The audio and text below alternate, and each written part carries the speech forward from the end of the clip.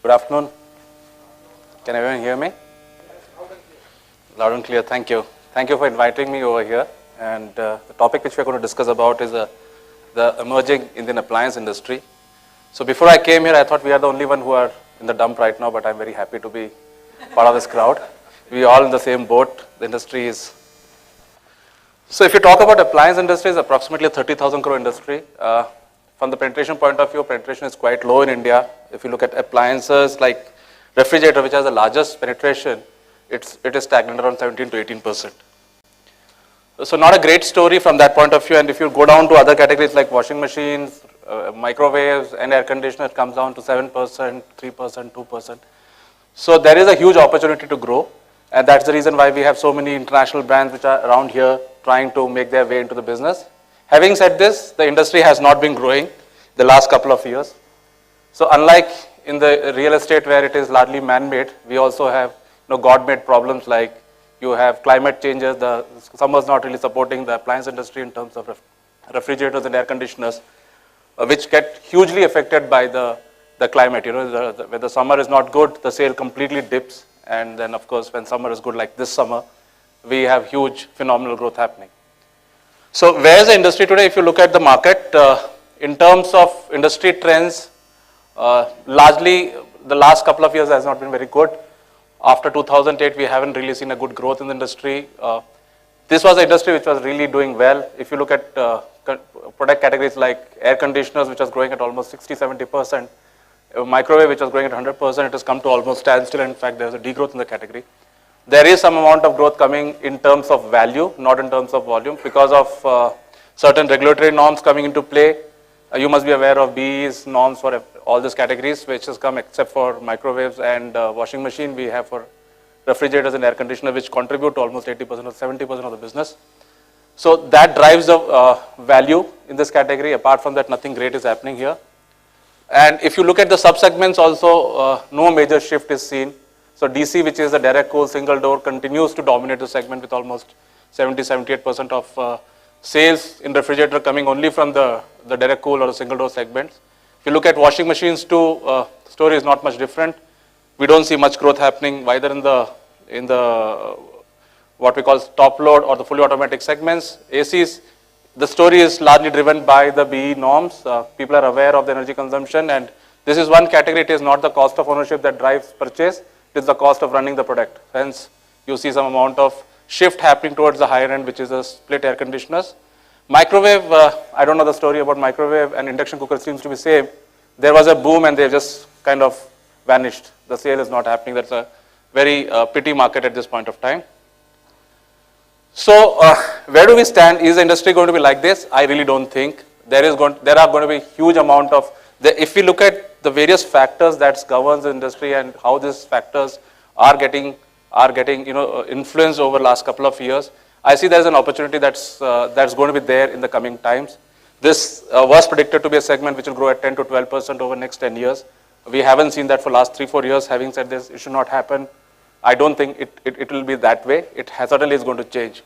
And primarily, a lot of government initiatives which we are not able to see today in terms of its results, whether it's Narigas and stuff like those, are going to have influences which will drive certain amount of certain segments which have really not come into the market yet. And also there are some amount of innovations happening which are restricted at this point of time, but I'm sure that's going to happen in the coming times. More pressure coming on the manufacturers, market being stagnant, your production capacity in terms of supply is much more than the demand today. So there is going to be pressure to what I think is going to be customization era.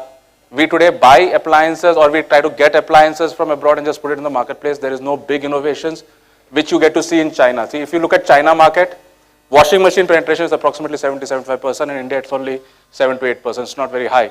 So there are going to be forces which is going to drive. There is lot amount of effort from government to ensure that people don't move to the urban markets. They stick to rural markets. Nariga being one of them, and that again is going to drive some amount of appliances purchase both for the urban market as well as rural market. Having said this, what are the trends? What are the opportunities that we have? First and foremost is the urbanization. We all are aware about the scale at which the urbanization is happening. India is adding approximately 100 more cities with population between 1 lakh to 10 lakh every decade. So in fact, India is creating new countries, to a certain extent small countries, every passing year. At the same time, if you see mega cities, they are going much bigger. So if you look at tier 1, tier 2 cities, they are going at, the population growth is almost 5 to 6%, 4 to 5%, which is comparatively higher than if you look at the smaller towns. So bigger cities are getting bigger. There are smaller cities which are becoming bigger. And as we go ahead, we'll have many more metros and mini metros that's coming into play.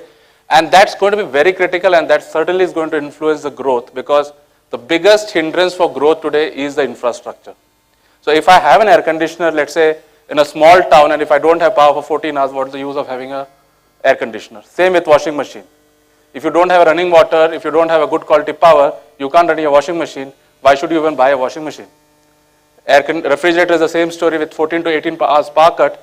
People don't end up buying refrigerators. What I showed you as second big trend which is going to drive is women at work. While if you look at the number of women participating in terms of labor participation, it has been coming down from almost 36 to 33, 34%. Having said this, number of women actually working is increasing by 2% every year. So that's kind of growth which we are seeing.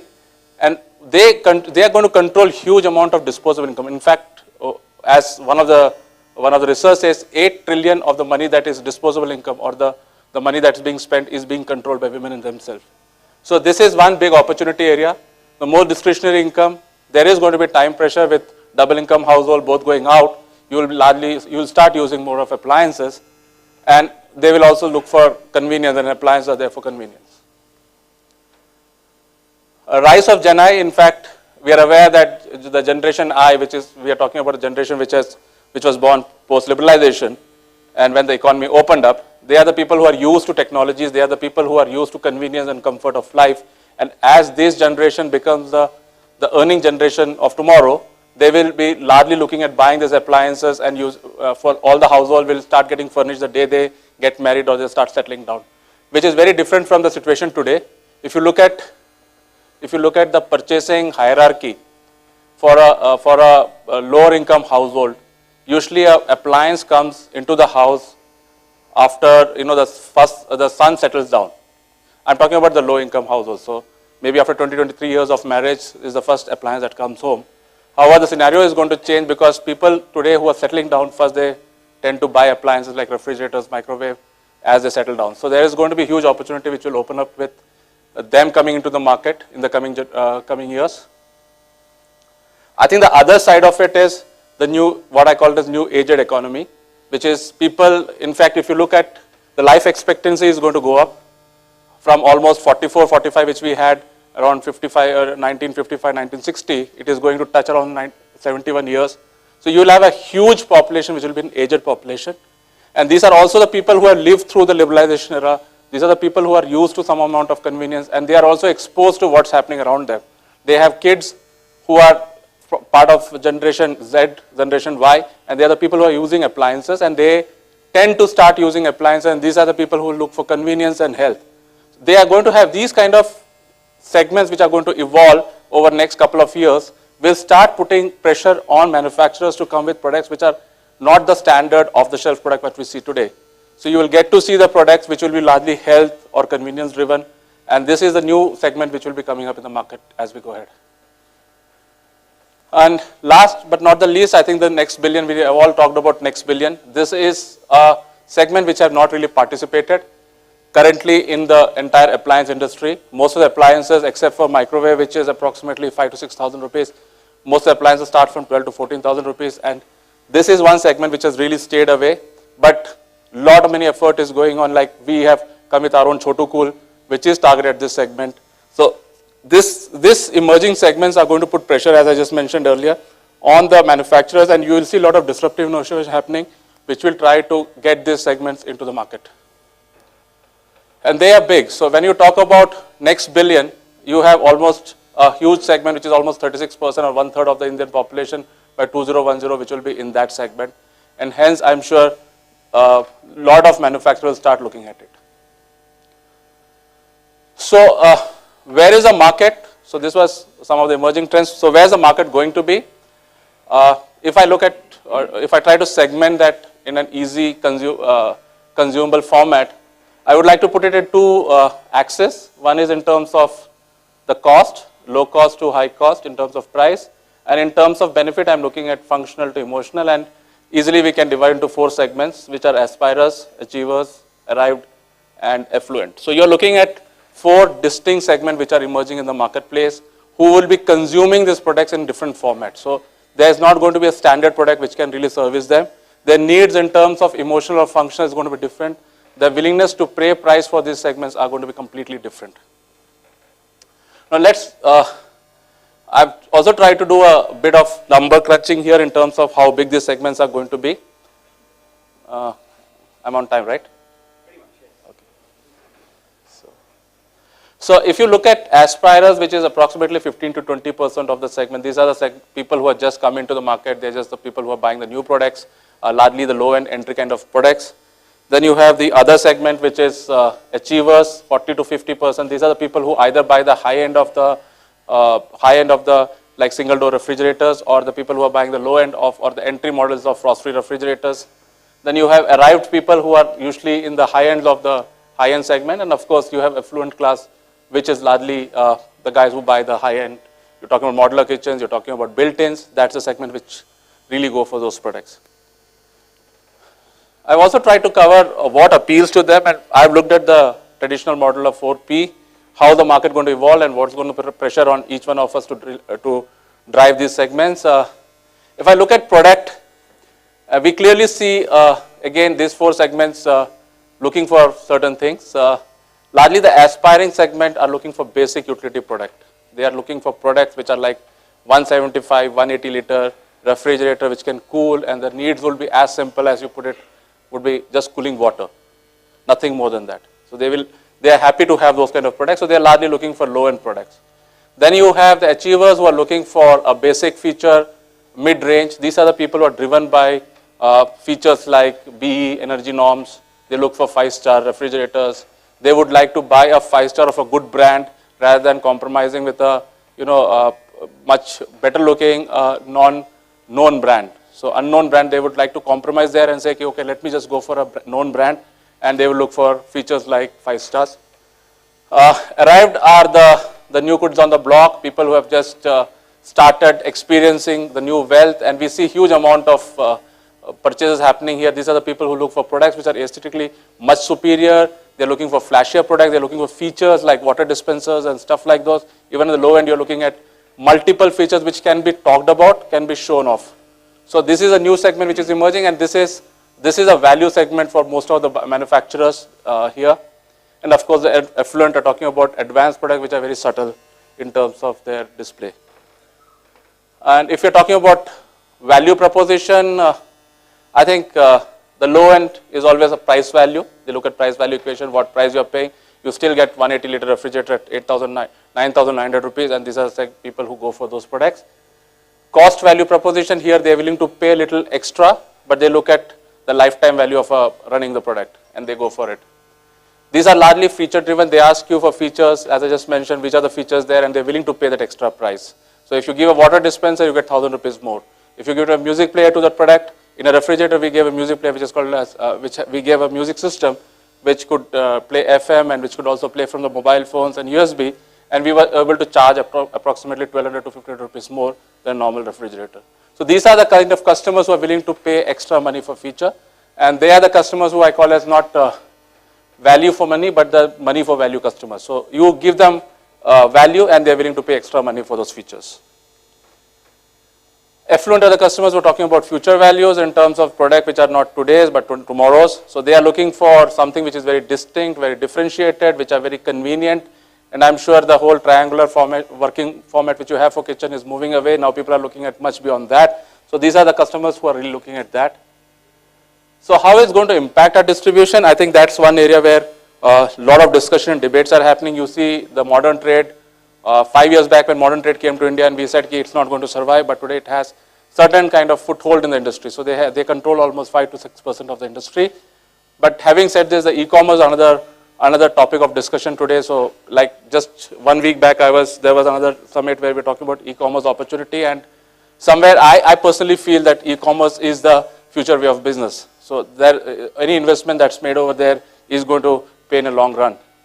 And if you look at distribution overall, the low end of the strata will continue to look at traditional retail. They are the people who go to the retailer. They have to have the, like they have to know the retailer. The whole confidence is built through the retailer.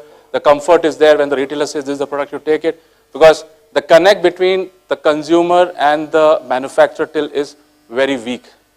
Consumer still, to large extent, depends on the person who's selling, and his all grievances are limited to the person who has sold the appliance to him. And that's a big opportunity for all of us to improve upon. I don't think any one of us is really working on a good CRM system where you have relationship with your customers, and that's going to be an opportunity area. So if you look at this segment, largely traditional retailers are the people who are servicing them. We have approximately 30 to 35,000 retailers who sell appliances across India. If you look at the other distribution network which is emerging is modern retail. I won't say they are making the maximum sale, but they have huge influence in terms of the sale which is happening in India today. So let's take a market like Bangalore, where you have Pai Girias and Adeshwar themselves.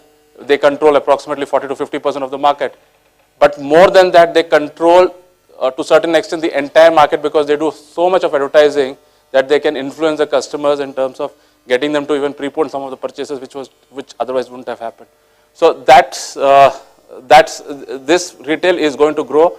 We're talking about Reliance, talking about 5,000 stores, at least out of which I'm assuming that currently 250 stores sell appliances. So maybe another next 3 to 4 years, you will have at least another 750 to 1,000 more stores of Reliance which will be selling appliances. You have Chroma, which is approximately 100 stores. You have Next, which is around 450 stores. So you have a lot of players coming in this place. And I think modern retail, it's not just restricted to B2C, but larger influence which we have not really seen till now, we are seeing in pockets right now, is B2B. And they are really going to redefine, because distribution to a certain extent is dying out in most of the markets, and they are going to control the distribution as we go ahead. I strongly believe that e-commerce has a larger role to play, and they are going to influence. Flipkart is planning, in 4 appliances itself, they're planning around 250 to 300 crores of sale. That will be as good as some of the top 100 retailers of India who will be doing approximately 300 to 400 crores sales. So Flipkart is planning for 250 to 300 crores sale only in the 4 appliances categories that we operate in. So they put together are going to have huge influence. If not in purchase, people may not be buying directly from them, but of course a lot of people do research online and they buy offline, and hence their influence is going to be much more than what we are actually experiencing as sale today. What role does exclusive stores play and influencers play? We are talking about interior designers and architects. They are the people who really play with the affluent class, because they are very customized product which comes into play, and they don't depend on any other channel, but they look at exclusive stores and influencers too when they make purchases. I'm talking about influence. Who make the influences? So if you look at influences, for the aspirers, it's largely the trade. Achievers, largely word of mouth. Huge amount of influence of word of mouth. In the recent research which we did an ethnography, and wherever we went, we approximately 250 households we visited, and each and every person who had bought an appliance had bought that appliance purely because either his sister, mother, friend, or someone had the same appliance at home. Exactly the same piece they picked up. So this is one segment which is really working on word of mouth. Of course, Arrived are one step ahead. They look at digital. In our category, like air conditioners, 70% of air conditioners which are purchased, people do an online research before they're buying it. So if you're present strongly on digital space, you can really influence those customers and get them to buy your product.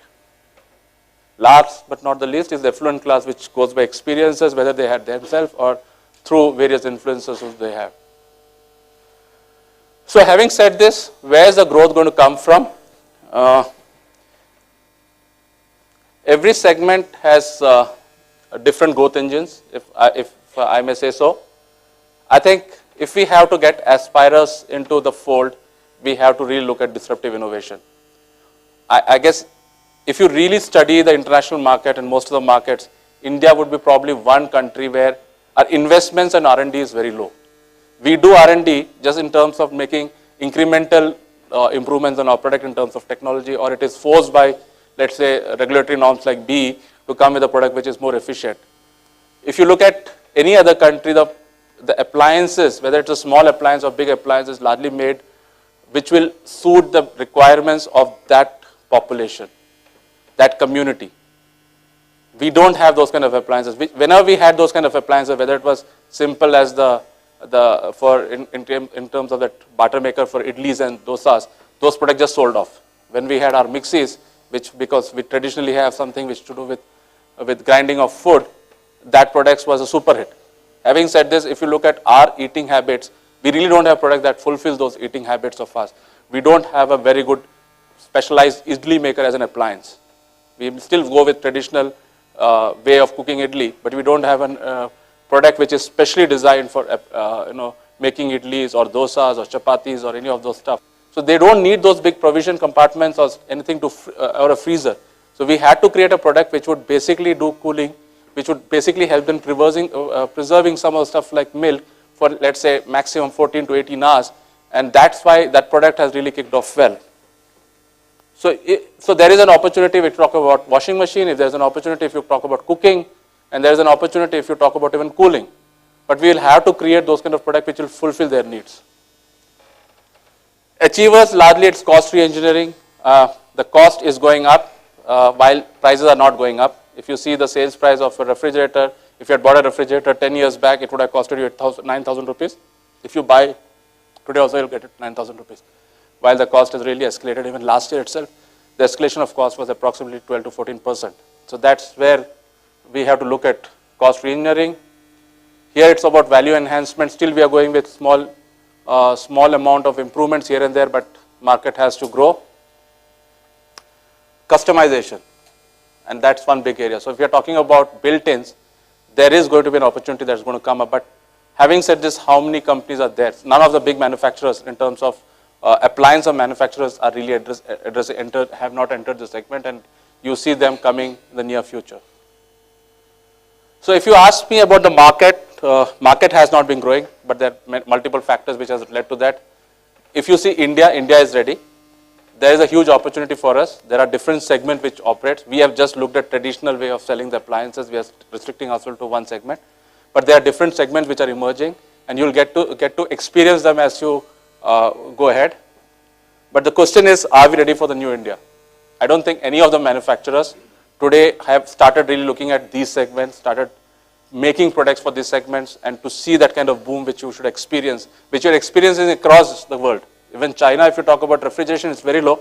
But having said washing machine, microwave is almost 70, 80, 90% of penetration, whereas we are much lower than that. So we haven't really addressed the needs of the market, and that's why we are not seeing the growth today. So the whole opportunity lies in understanding those segments and creating products that fulfill the need of the segment. That's it. That's from my side. Thank you very much.